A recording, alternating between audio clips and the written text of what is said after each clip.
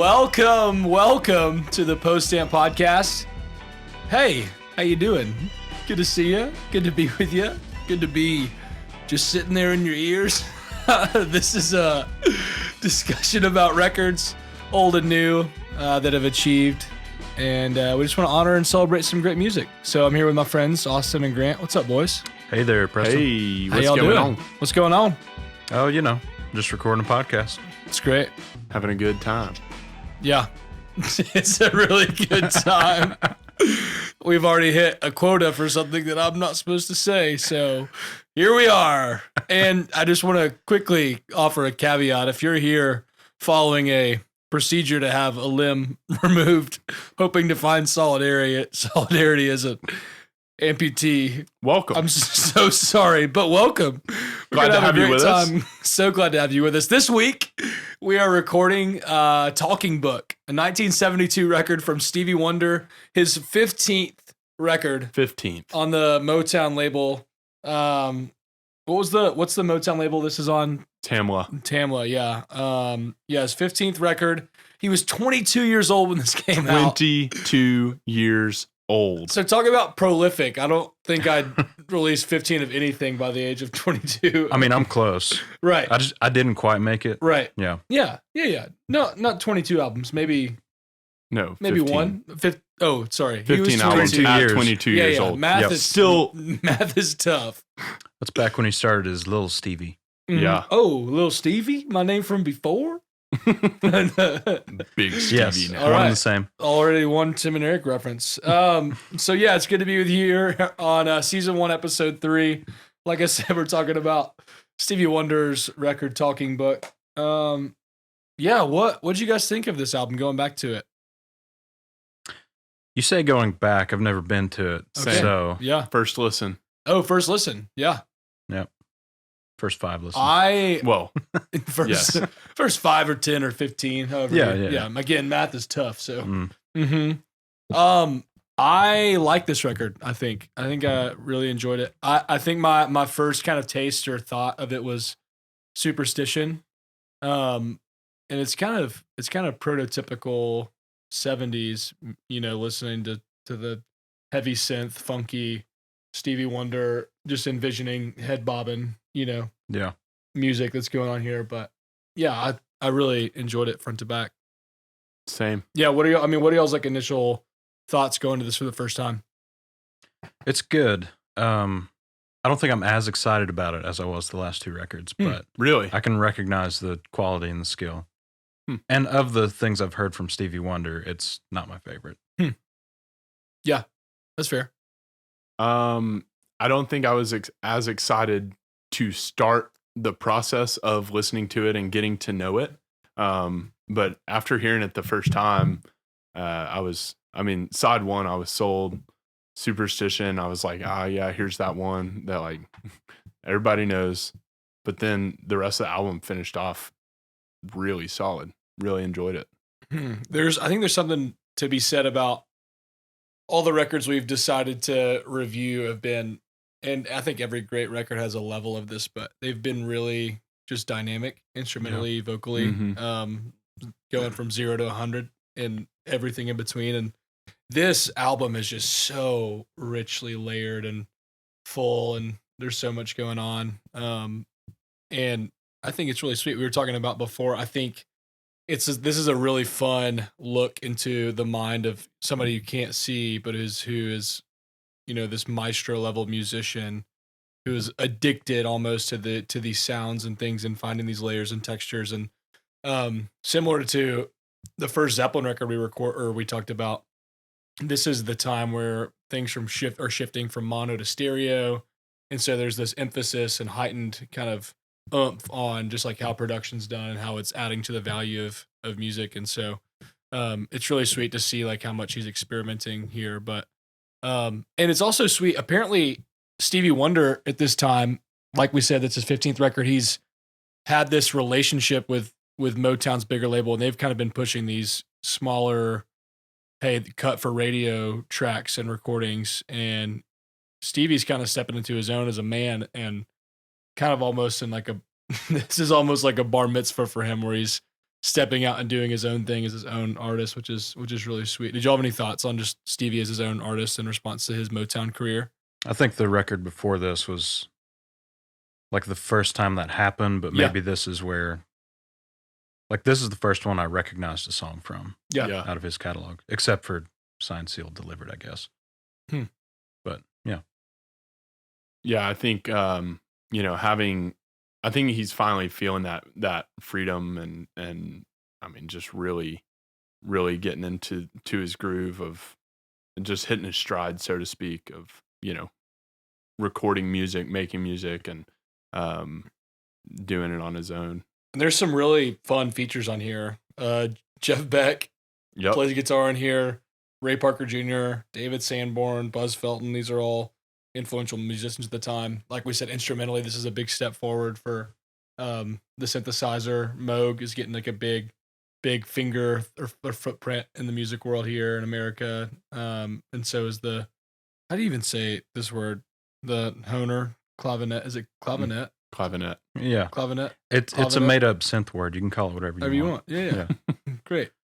But yeah, the Hohner clavinet. Had a friend, still have a friend. His name's John Hohner. Just couldn't help but think about old John Hohner on his. Shout out. Yeah, I don't know if he plays the clavinet, but I'm sure if he did, it would be sultry smooth. Okay. Any fast facts about this album you found worth mentioning? Just fun little facts. This is the first one we've recorded where the recording artist was actually credited on every song. Like that's true in writing. Yeah. He did co-write a couple tracks, but he was credited on every track, which I feel like is worth mentioning. So thought that was cool. Yeah, that's sweet.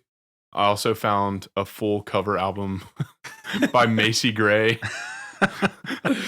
Which isn't she in the original Spider-Man movie with Tobey Maguire at the parade? Isn't that her when the parade just falling to heck and singing on the stage? Yeah. Maybe the world will never know. I remember she sang the "As Told by Ginger," like "Grass is Greener" theme song. That's how you know you've made it to the big time. Just slaps. Yeah. I'm sorry. I'm so sorry. That was an ironic use of that term. But Austin, fast facts about Talking Book? None like concrete fast facts, but I will say, kind of in a similar vein to Grant's thought, it's interesting that of the ones we've talked about, this is the first one that's primarily like synthesizer and more electronic things. I listened to this NPR interview with him. It was like 2000, so it's 20 years old now, but he was talking about how much he just enjoyed having control over the synthesizer and the ability to use that. So I think there's something, this is almost a synthesizer album as much as it is a Stevie Wonder album in a weird way, just in terms of its legacy, influence, impact. I think that's pretty sweet. But my fun fact, so Ray Parker Jr., he plays guitar on a couple tracks, or maybe just one. Maybe your one track, I think. One track. Yeah. Yeah. So Ray Parker Jr. plays guitar on the second track, Maybe Your Baby. And he's the guy who sings the Ghostbusters song. Yeah. Something Strange, which is such a funny little thing. This is 13 or 10 or 15 years before. But it's like a random, just interconnected thing. He's on a ton. I mean, he's featured on a ton of records. Yeah, like hundreds. Yeah, I clicked on his Wikipedia or his Discogs, and it was wildly just detailed, like how many different things he had featured on. Yeah. Also, I mean, similar fun fact, we'll get here, but this was recorded at Electric Lady Studios, which was kind of like a brainchild of Jimi Hendrix, and so many artists have recorded there in New York and everything. So it's wild to think about this small little, recording studio in Greenwich Village kind of standing as this musical, artistic, creative beacon for years and years and years. We might come back to old Electric Lady in a second. Oh, we will. We will indeed. Austin's afraid to just callback to a podcast that we love. But Let's be clear, I'm not afraid. I want to be my own man. Look, I'm a young boy. Adam Scott And Ackerman. If you ever stumble across our podcast, Yes. we just want some t-shirts. Please. That's all we want. Yes. And maybe to meet you too. Just kidding. That would be just the Yes. multiple. We'd like to meet you, but we don't really care. We want to meet you too. That's right. Again, this is Post Amp. We're talking about Stevie Wonder. Talking Book, 1972 record. All right, track by track. This record starts off with "You Are the Sunshine of My Life." Pretty fun. Did you like that one? I could sleep through it. Okay. Like wait, good restful sleep or more? Oh, it's a very peaceful sleep. Great. Yeah. Anybody notice the crying background like sound effect? Okay, when I went back to it, I mean, I've heard the song numerous times. right. Never heard that until like 2 or 3 times ago when I listened to it. There were a couple times where when I put it on my headphones or like listened to it really loud, I could hear like random ad libs in the background that were I didn't even catch. There's the cry, a crying sound effect, and it's just like, like it's hilarious. Is that Michael Jackson prank calling? This is Michael Jackson. Stop. Oh my goodness. But yeah, I thought it was fine. I thought it was a fun opener. Yeah, Kind of a bright morning to this album, you know? I mean, one of the number one singles on the Right. album. So Yeah. like, start with a heavy hitter. I did think it was strange to pick that one as a single, though. Like Yeah. Superstition, yes. But then Mhm. second single, I feel like there were a couple others that I think they could have gone It was with. probably I think- the least risky in terms of Yeah. what he was coming off with his Motown run. that's what I was Yeah. gonna say. Like you're just targeting a different audience. Well, and probably Um, he's probably got. I know he was like fighting through pressure from Motown and Yeah. Tamla to do his own thing, so maybe that's part of it. I love the idea of him kind of like giving them these two singles, like, yeah, the album will sound like this, and then Mhm. the whole 44-minute cut or whatever is just Not that. wildly, yeah, just not that at all. But yeah, it's fine, it's good, it's a good morning track. Okay, Maybe Your Baby. It's nice. Man, Solid. it is rich. It's so rich, and it's deep and just luscious. Yeah. I feel like You're the Sunshine of My Life is a good little, okay, yeah, Stevie Wonder. Like, Hey, come back to How you him. I doing? know Yeah, this. yeah. Yeah. Here he is. And The then one Maybe we Your know and Baby love. is Yeah. just, okay, we're getting funky about it. yeah, And then You and I, which Track we're 3. getting to, is yeah. like, hey, he's really skilled on the piano too. Yeah, and he's leveraging these synth sounds to almost, I mean, just pair with his voice in such a beautiful way. Yeah. I think that track. Are we going to Yeah, you and I? Man, I think it's so solid. Loved. I mean, I was huge into Yeah. music that featured synthesizers like in high school and early college, and just like I had never heard that song until we started listening to this album, and I was so psyched. It feels timeless. Like it doesn't feel like 70s or Right. post 60s. Like it feels like a wedding song almost. It's just, always gonna be there. Yeah. It's really sweet. Tuesday Heartbreak is a funky breakdown. It's good. I love it. Yeah. I love Tuesday Heartbreak a lot. Yeah. I think to comment on the sadness of heartbreak in the midst of the mundane reality of a day like Tuesday. Yeah. I think No, it's- that's exactly what it is. because storm clouds and life's ills and relational woes like don't just happen in these crazy moments of life. It's like they perpetuate through the mundane office days. Yeah.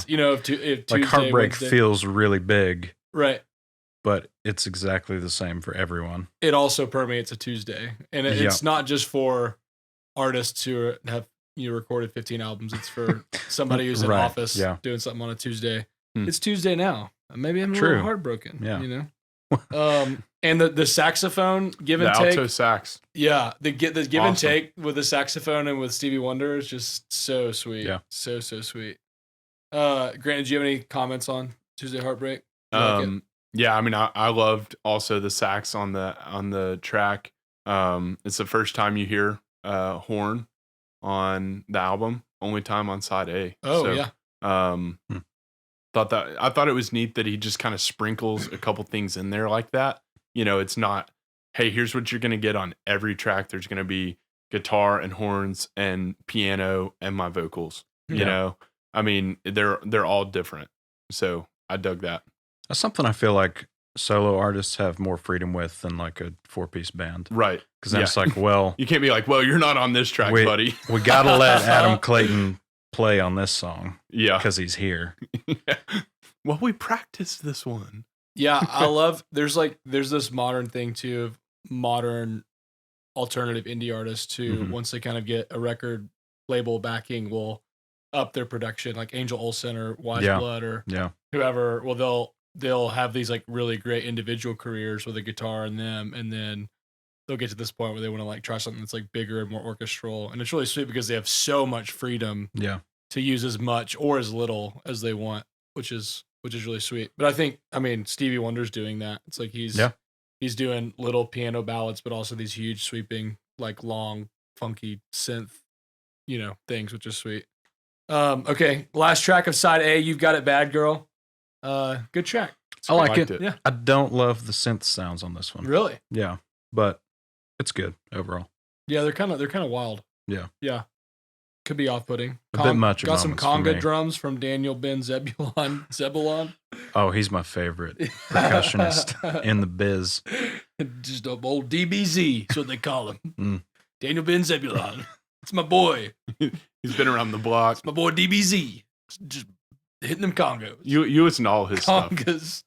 All his the stuff. congas? The congas. DBZ I own and the- everything on his Discogs page. DBZ and the DRC. Okay, B-side, track 1, this little ditty called Superstition. Ever Never heard of it. Stop. I got to be honest, I don't like it. Oh my goodness. No, it's incredible. Always It's- and forever. Yeah, I know. Timeless. I was gonna say, I know I said you and I is timeless, but this is one of those. Superstition is one of those tracks that makes me think about the role of music in the socio-political world that we live in, because this is a pretty subtle like stab at like people who are following the words and leadings of Yeah. whatever. Like Yeah. maybe it's a commentary on religion, or maybe it's a commentary on just sheer like minute superstition. But I think Blind faith, right. if you will, Right. ironically enough. But there's some tracks on this B-side where, I mean, Big Brother especially, where I just love when an artist is kind of subtly putting some social awareness into the midst of their like larger popular piece. I think it's really sweet. And I think that's maybe a significant thing for him, kind of peeling away from Motown some. Like, this song is still mostly like love songs and like pretty pulpy things for the general audience, but then he sneaks in Superstition and Big Brother because he wants to make a point Right. as an artist. And I think also Superstition, I think of the Kyle video singing while doing my chores. Oh gosh. We do love Kyle Mooney in this group. Amen. Also, if you're listening, Stop. we could have you and Adam Scott Ackerman on together. That'd be great. Yeah, I'm sure things wouldn't get weird at all. At all. No. No, not at all. Dude. No, we could dude. talk about we'd be- sports by Huey Lewis and the I'd be- News. Oh my goodness. I'd be totally Normal. What? I'd be Big Brother is the second track on the B side. Yes. This is I don't know if it's motivated by 1984 or not, but maybe it is. I was so timid in saying that. Just putting an opinion out there for you guys and hoping you would support it. I'm just in dire need of vocal affirmation. I don't Could know. be. Maybe Could it be. is. I think Maybe so. I'm sorry, Could faithful listener. The ghost of Michael Jackson snuck into the studio. be. Big Brother is good though. Yeah, it's It good. was Stewie. It's just primetime political commentary on being black in America. Which we forgot to mention that it is Black History Month, and we're really excited to be honoring such an incredible artist in Stevie Wonder. Truly. Who's a great black artist and ambassador for the community. B3, Blame It on the Sun. Good track. Felt that track. Yeah, it's solid. Not my favorite. Not your favorite? Okay. Mm-mm. Looking for another Pure Love.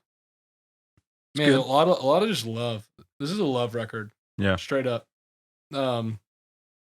Which is one thing to mention too. This one of the girls who had the backing vocals, or sorry, the girl who was Cyrita, right? Sure. Yeah, they were married for a little bit. Really? Yeah, and then they were no longer married. She's co-credited this one, right? Yeah, so she co-wrote this track, "Blame It on the Sun."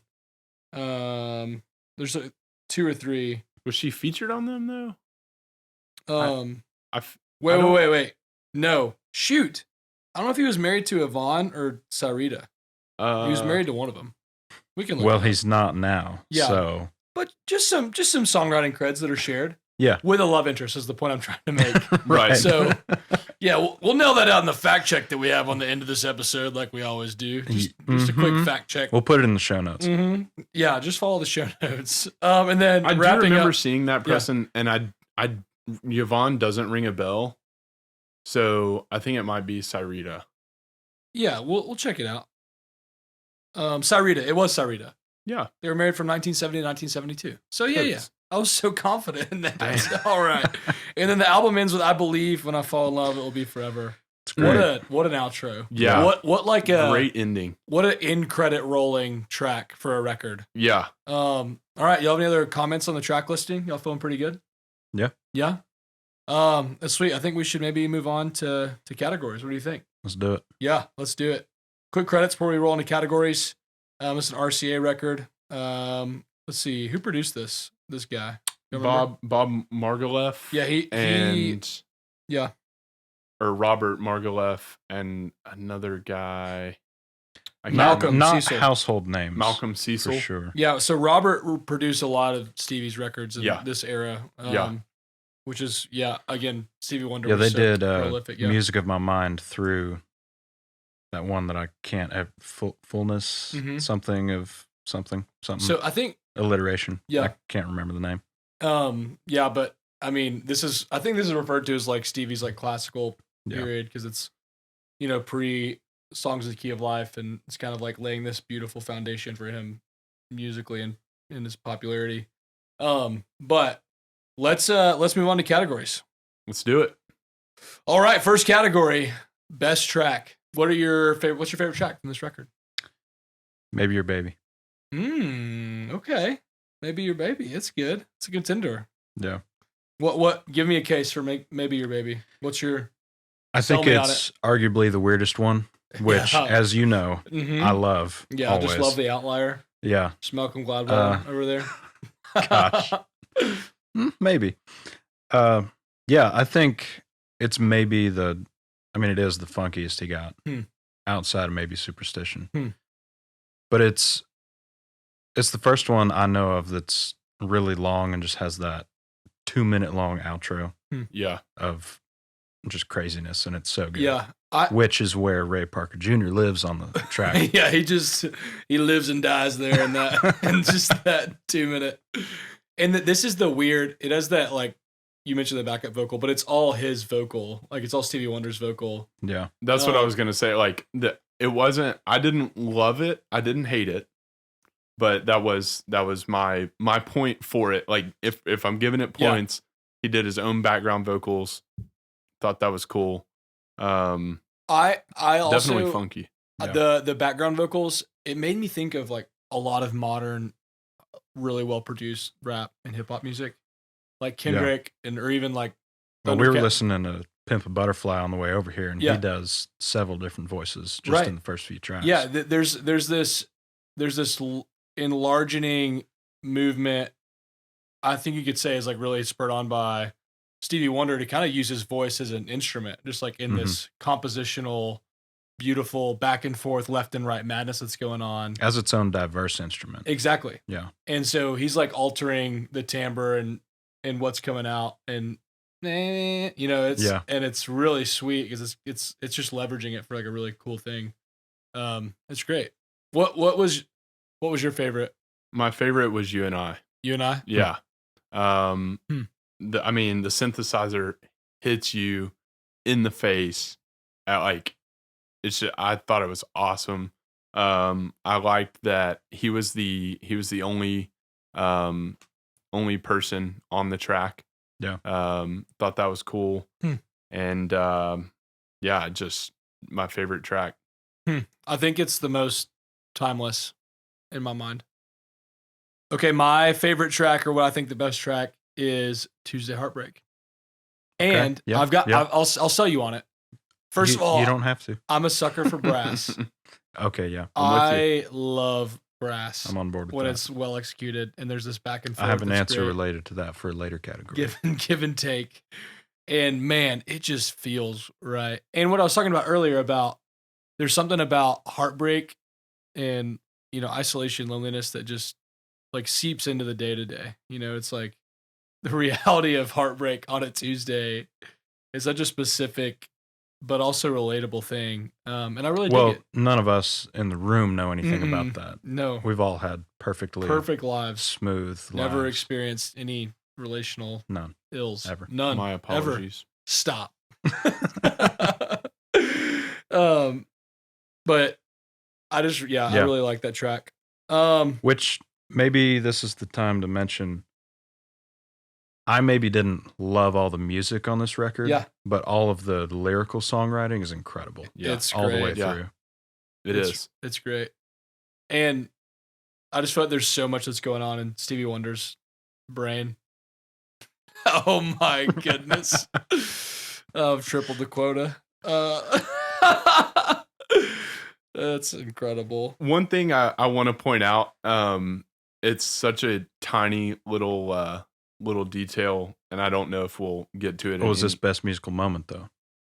No, it's not best musical moment. It's, some person out there may think so. For me, it is not. But I did want to point out, just in looking for another Pure Love, right before Jeff Beck's solo, Stevie goes, "Do it, Jeff." Like you just barely hear it. Do it, Jeff. And then Jeff Beck just goes on an awesome solo, and you're like, that's pretty cool. That's so sweet. I don't know. I like that in music, like communication in music. Was that one of your all's best musical moments? No. Okay, you gave each other a look like, I think of a classic, much maligned moment in Rattle and Hum, though, when you said that. Okay, great segue. Best musical moment. What are your contenders? When the brass comes in Superstition. Because by that point, he's already gone through the full first verse, and you're like, okay, I understand what this song is. But then the brass comes in and just kicks you in the pants again, and takes the whole song up to another level. Amen. Yeah. Any other contenders? Best musical moment for you? We got a couple, Grant.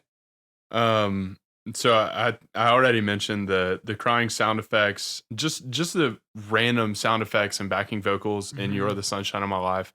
I thought made for a really, really cool production of that particular one.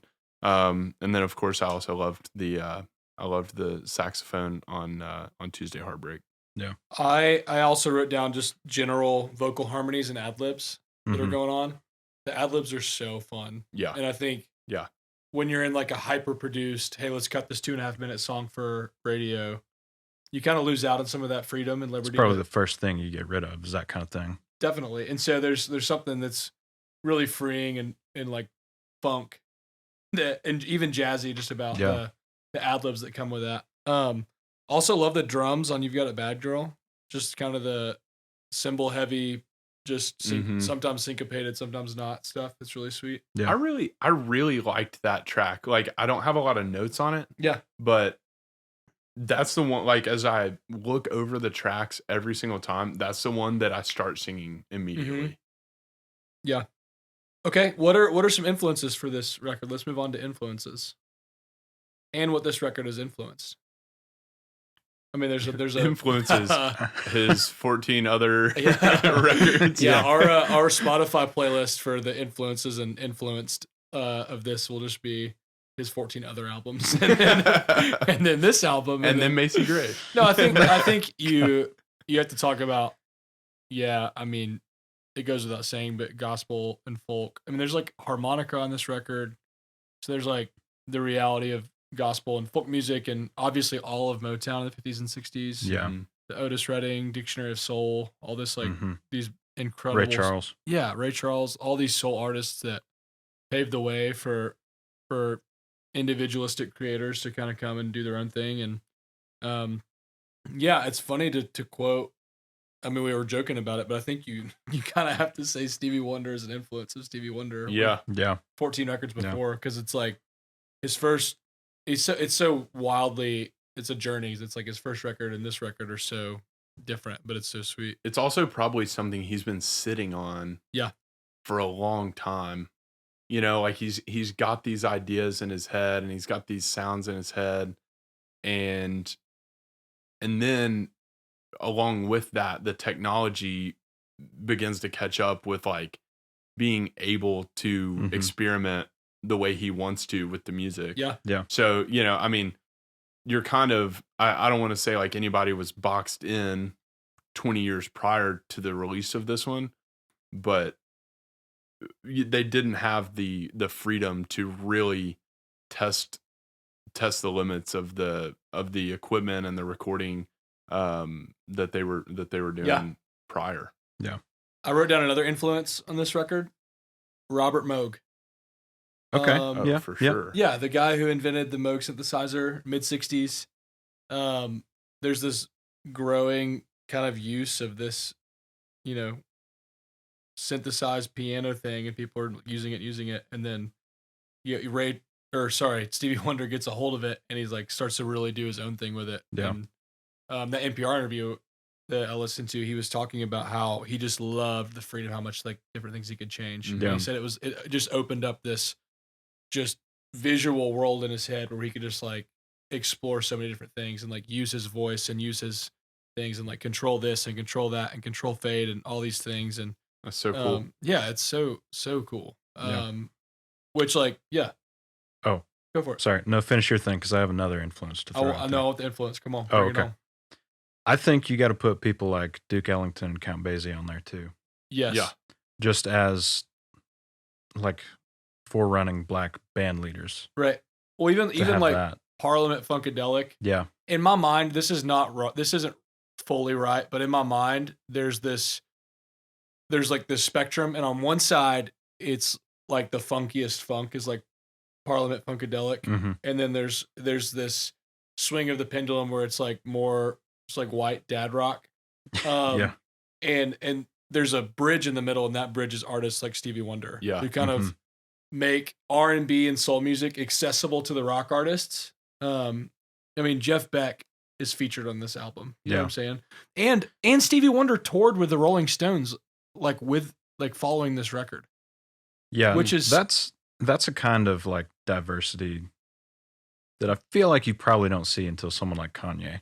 Right? Yeah, it's like just random, unexpected collaborations. And I feel like the rock community in the 60s and 70s, like so heavy and thick and rich and deep, and they're not like money, just in terms of just musically, creatively, whatever. But I feel like this is just like an open door to like the whole world of like R&B. And it's funny to me because you said Duke Ellington, Count Basie, because I think definitely with the influence of other black artists, like Stevie Wonder is Stevie Wonder's like embodying like that improvisational like funk sound, jazzy like spirit, and then he's like embracing that with the use of this Hohner clavinet and the Moog synthesizer, and then like fast forward like jazz music in like the 70s and 80s is a ton of fusion stuff. So like Miles Davis with Bitches Brew, Stanley Clarke, Herbie Hancock, like all these artists that are like doing like this really wild synthy stuff. Even like you have to talk about like Sun Ra Orchestra and like this cerebral like outer space stuff, like all of it is kind of like operating together in a sweet way. And you can still hear it with people like Kamasi Washington. Oh my goodness, just yes. Loves that kind of stuff. Yeah. And so, I mean, that's great. Like, I think the people we talk about, the people that Stevie Wonder influenced, I mean, the list is, you could sit here for endless, an hour and talk about it, but I mean, Rolling Stones would go on to use some synth stuff on Mhm. like Doo Doo Doo, Heartbreaker, like on their next record, like the same year or the next year. I mean, Michael Jackson, Prince, all these. Yeah, no doubt. Yeah. I mean, yeah. The ad lib, the just everything. Really. Probably Bowie when he was doing Young Americans Mm-hmm. Yeah. and his Plastic Soul. I wrote down dad rock in general just because there's like, Yeah. there's what's the track that opens there? I said, this sounds like If I Ever Lose My Faith in You by Sting. Oh, Uh, gosh. We were just there an hour ago. Which I know. one was it? I know. Big Brother, wasn't it? I think it was Big Brother. Yeah, but it just sounds like we just laugh because it sounds like the beginning of a Sting song, just a silly 90s or 80s Sting song. That's funny too, because I actually had a note that it reminded me of something like along the lines of Pure Prairie League. Oh, Like same song, totally different that's route incredible. though. Yeah, that's so incredible. Yeah, and I think like artists like we said, like Kendrick and Thundercat are really influenced by Stevie Wonder. Also, I can't hear the song "You've Got It Bad, Girl." That thinking about "You Got It Bad" by Usher. Album artwork of the century. Of the century, just Usher shirtless. It's with a jacket. Everything to me. Okay, next category.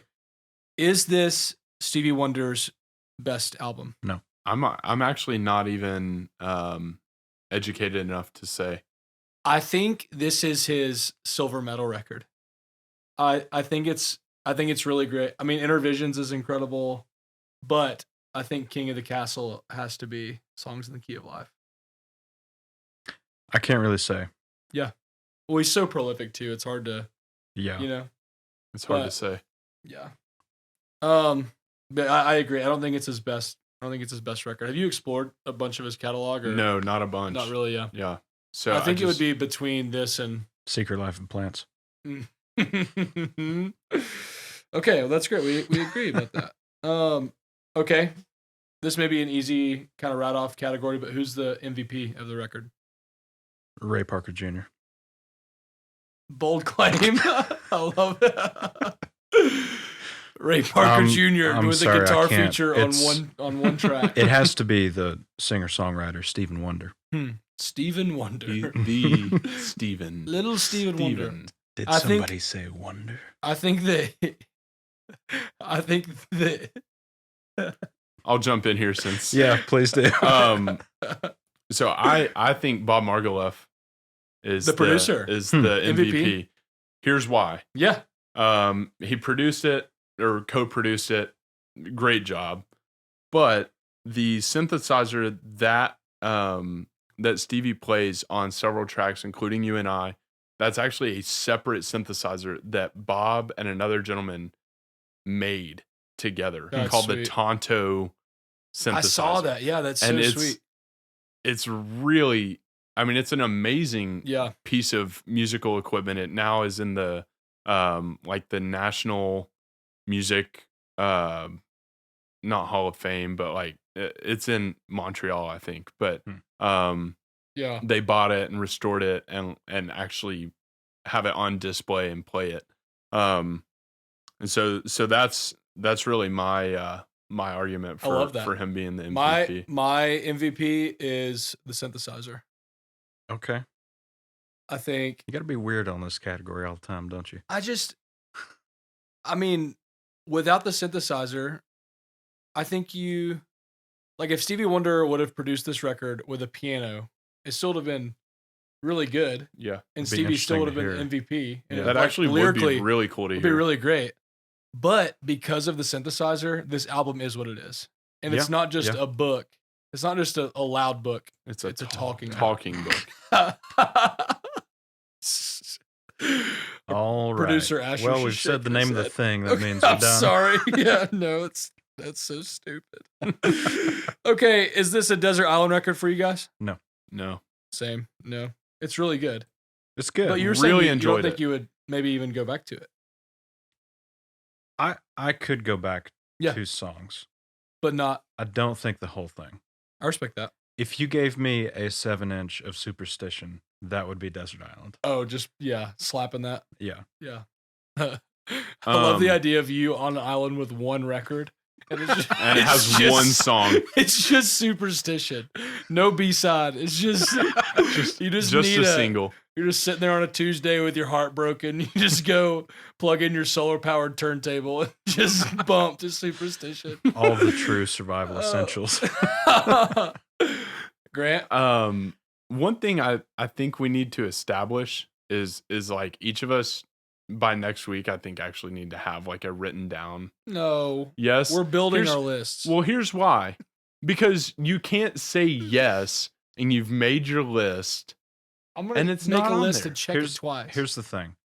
Here's what Desert Island is for us. Oh, We get trapped on a desert island each season, Mhm. and then we get rescued. But because life is cyclical, we inevitably get trapped on If another history tells desert us anything. island for the next season. So then we have to come up with a new list. Right. well, what I if don't we- understand what's difficult So about it's that concept. not a Desert Island record. How many records do we get on the desert island? Doesn't 5? matter. About 6.9 records. Okay. Next category. Delete. Hey, which track from this record do you think would fit into the Forrest Gump soundtrack? And win in the movie? So This here's was- the thing. This I've got was mine. actually the one I had the hardest time with. Okay, I created a deleted scene for this. Here's what happens in the deleted scene. Okay. It's the the night where Forrest and Lieutenant Dan they like party before New Year's in New York. So Mhm. it's like that same week they go and like have like a disco party night, and it's just a montage. Right after Christmas. It's just a montage of Forrest and Lieutenant Dan just like strutting the streets Excuse of me. grimy. What is New Lieutenant York. Dan doing at a disco? Just listen. Is Forrest just spinning him around? Forrest is just pushing Lieutenant Dan around, and Superstition is playing. That's the Okay. deleted scene. That's What I want. Okay. That would have enriched the movie for me. So here's first reactions Okay. to everything you Yeah, just just laid out there. Big feedback, guy. Come on. I think Superstition is the song that goes in Forrest Gump Yeah. because it's the obvious one. right. Right. And we know that Bob Zemeckis loves Mhm. the obvious track. Mhm. And that's I don't know what how I I feel was about going the to say deleted too. scene Austin. though. I just Right. want to see Lieutenant Dan, and I just want to see young Tom Hanks just discoing with Lieutenant Dan in a wheelchair. I Is just that too much to ask? Yes. honestly, I just want it to go in the worst spot in the movie possible. Like like the Bubba- fight with the Black Panther Party. Bubba's Yeah. dying on the beach, and it's just like, yeah, something like that. Like it's incredible. Just- It's Oh not my an indie gosh. movie. it's the most out of place song in the movie. Like everything else like kind of works. Like Just some weird Wes Anderson. you got CCR right in the right spot, and then you just have Superstition thrown in like Jenny and Forrester in bed. You're like, I'll what do, in the world? I'll do you one better. Forrest is at Jenny's grave, and Superstition is just blaring. What's up? I'll do you one he better. meets, Yeah, bring he it on. meets his son for the first time. Nice to meet you, Mr. Gump. What's up? Bubba's dying on the beach, right? Mm. And right as he takes his last breath, Looking for Another Pure Love comes on. Is that too macabre? Goodness. Okay. 5 Degrees of U2. This is where we try to connect the work of this album to the work of the beloved U2 within 5 steps. I'm kind of mad that this is the easiest one yet. I know. Do you know this? I don't. Okay. Do you want to say it or me? I'll be happy to Let say Yeah, it. Austin please say say it, it. Austin. This should almost always be Austin's category, I agree. Honestly. U2 recorded Songs of Innocence at Electric Ah. Lady. And Songs of Experience. Yeah. So So 1 degree. Exactly one one. degree. we have this thesis that every record we do, we can get to U2 in some 5 moves or less. 5 moves or less. And So far, much yeah, we're less. 3 for 3. My argument is still that we have to use all 5. So if you could make this Well, a- Jeff Beck would have. I mean, we connected Led Zeppelin to U2, right? hmm So But that was via the Ramones. right. So Jeff Beck, who played with Jimmy Page Oh, in the Yardbirds, yeah. Mhm. to the Ramones Mhm. to U2.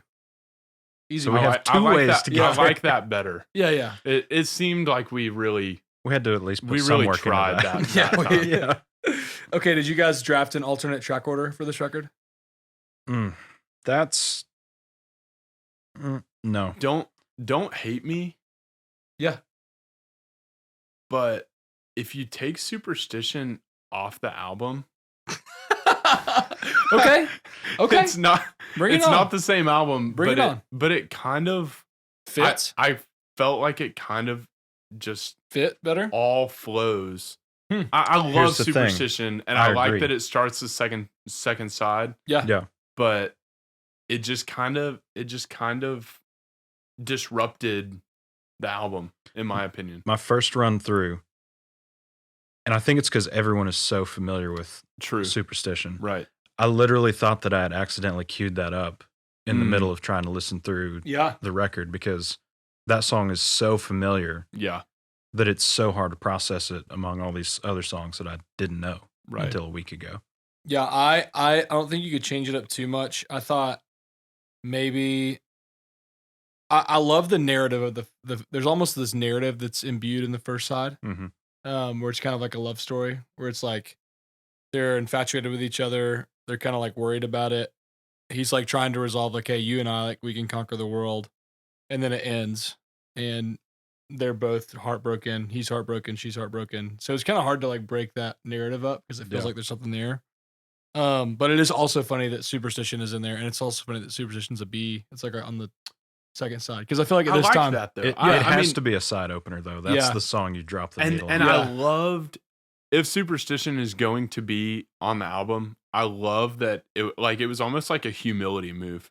Yeah. You know, it was like, yeah, this was my other number one single, and yeah, I'm gonna start both sides of the album with a number one single, but the one that like more people and like maybe in 72 72.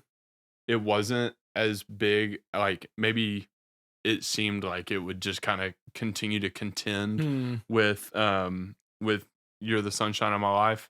I don't know, but as we know now, like Superstition is It won. I mean pinnacle. So but I did love that it was the B-side first track.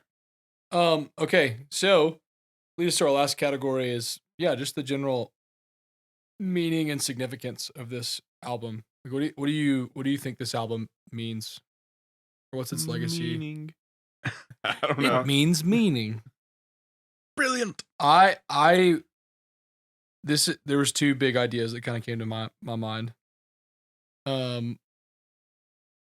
One is this made funk and R&B music accessible to like a broader audience. Mhm. And I think its achievement is pretty heavily there.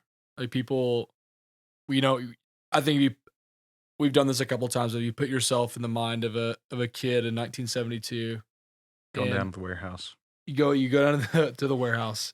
No, you go buy this record, you put the needle on it, and you hear these just wild synth sounds and this Sci-fi noises. and self ad-libbing over this stuff. There's something that's liberating about it, and it's really fun, and it's also, getting picked up by radio and rock community, and there's just this really like unifying thing, and just again the subtlety of social commentary within like a larger like pop music context is really sweet and fun. So I think it's really achieving and great, and there's a reason like it's still has meaning today because of those things.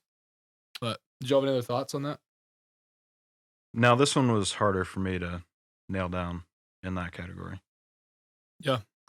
I mean, I think going back to the fact that he was only 22 is really big. I mean, like he was able to continue playing tracks from this album for years and years to come. Mm-hmm. And that was, I mean, I think that kind of solidified it in the in his catalog of of what it like bringing it into people's homes for 30, 40, 50 more years. And this is a love, like this record's about love. Yeah. And I think any 22-year-old or young person can identify with just the volatility of love. Well, And so even just the A side of like oh, we're in love, like we can conquer the world, I'm heartbroken. Just the back and forth of that, I feel like is so. It's whiplash constantly. Everyone between can every relate track to on that. Yeah, everyone can relate to that. And there's something Also, that's also a good song. but when it's those truths that like people can identify with, Mm-hmm. it's wrapped up into this like musical, beautiful, dynamic, layered, synthesized thing that's like also matching the truths of those things. It's really great and really beautiful. Yeah. And it's kind of without genre, which is really sweet. So I think it's really achieving and great on behalf of Stevie Wonder. Like, cheers to you, man. It's great. Thank you for this record. It's really sweet. Yeah. Any other closing comments? There's a lot of experimentation on this record. Mm. Like, it really feels like Stevie's just, we kind of touched on it earlier, but he was really just like saying, let's just see what we can do. Mm-hmm. Yeah. Let's maybe break some things and see how we can put them back together. Yeah. I agree. I love it. You know, along in that same vein, there's only guitar on 2 tracks, Mm-hmm. which Gosh, yeah. I The mean- 1970s are such a guitar era. yeah, And yeah. I mean, like 50s, 60s, had- 70s, you yeah, had to have a you guitar. had a guitar, Mhm. you know. 80s, you had a keytar, but you know, like you got That's for a later episode. But I don't know. I mean, I thought that was really cool. You know, Yeah. I there's agree. guitar on 2 tracks. There's a saxophone on 2 tracks, and like he did a lot of this himself. Mm-hmm. A lot of imitation guitar, though, with the synths, Yeah, which is neat. It's great. Well, that about wraps up our time. We're so thankful and honored you took the time to listen. We really had a great time discussing Stevie Wonder's 1972 record, Talking Book. We would love for you to connect with us, so please feel free to reach out via email. You can email us at poststampodcast@gmail.com. You can also follow us on Spotify or any social media outlet, Instagram, Twitter. We're all there. Also, yeah, please take a chance if you haven't already and subscribe to us wherever podcasts can be found. And we look forward to talking more music with you in the future. So see you soon. LOL. Lots of love. Next week, we're talking about Dookie by Green Day. All right.